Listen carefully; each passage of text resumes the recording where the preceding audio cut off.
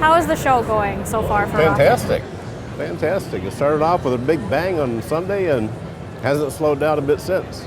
And so what are you seeing as sort of the main products and trends and key issues that are being talked about here when people come to visit Rocket? Well, I guess whether it's visiting Rocket or just the trade show generally, I think the hot button of the day has been for quite some time now is internet gaming. And I mean, the panels go on one after the other talking about, you know, what's coming down the road with regards to internet gaming. Yeah, I guess in particular with the recent letter that Department of Justice issued in December, kind of opened the door wider certainly, and like everybody, you know, we have plans on how we're going to approach that part of gaming aspects as well. And how much detail can you talk about that right now? Not a whole lot. I mean, it's like I said, it's everybody's got their secret sauce, their brewing. We're no different, but it's exciting. I think it's a great time. I know that the National Indie Gaming Association has been very strongly advocating to whatever laws or bills come down the track, that they have got to be fair with regards to how tribal governments are treated within any bill. And obviously this is a big show for Rocket given the type of product that you sell. So, you know, do you want to talk a little bit about why this is such a good fit? Well, it's a fit because Rocket Gaming, the machines, all the machines you see here, we're the only network in Indian country. Indian Gaming is our sole customer. We don't market to any other, Las Vegas or Atlantic City. It's purely Indian Gaming is our customer market. And we're the only company that has a network that is owned by an Indian tribe. We're established under the Miami tribe of Oklahoma through Business Development Authority, a corporation that they've chartered under tribal law.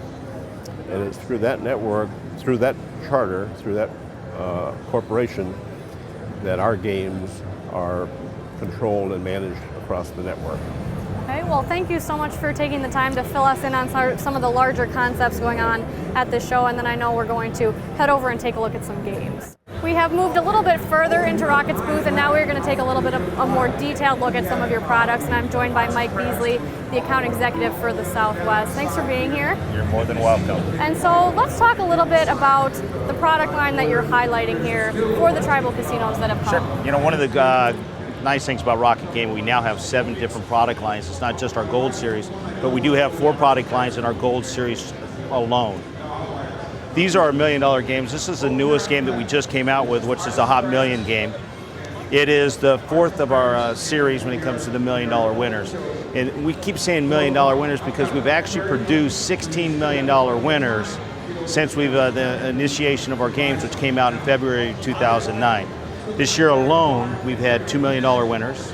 2011, we had 8, which gives you about an average span of 44 days that this $1 million actually hits in different casinos across the United States. It's a big draw, I bet. Yeah. What are some of the features that make this unique along with your other product lines?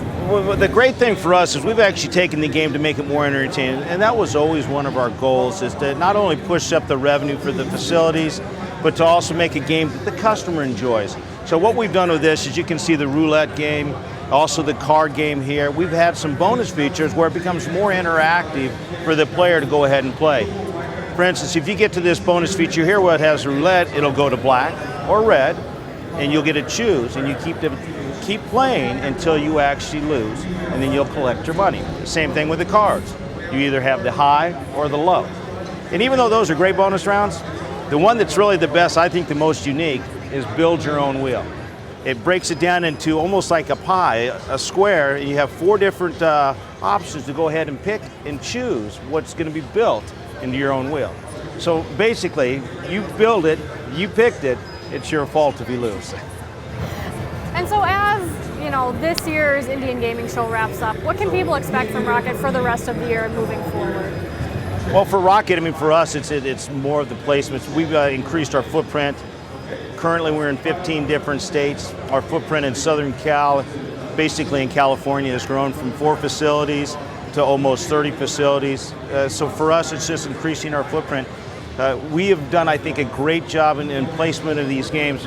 We go in there and we strategically place the games and work with as a partnership with each facility that we deal with.